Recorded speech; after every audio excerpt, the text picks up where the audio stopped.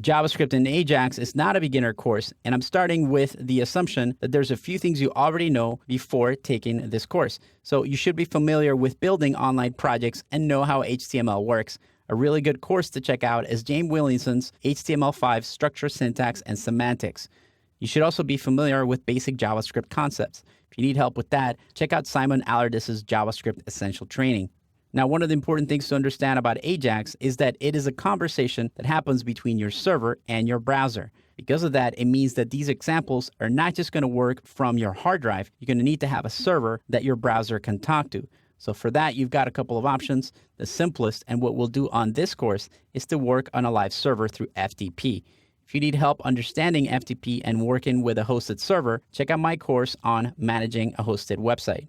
The other option is to run a local server on your machine. You can do that with software like MAMP on the Mac or WAMP on the PC. If you need help with that, check out Installing Apache, MySQL, and PHP with David Gassner.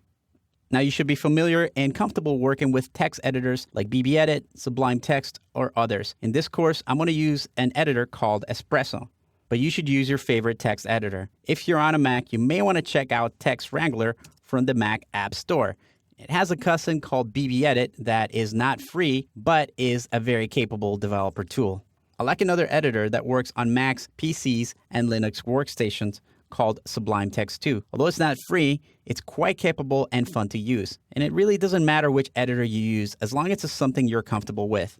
Finally, you're also going to need some sort of FTP application.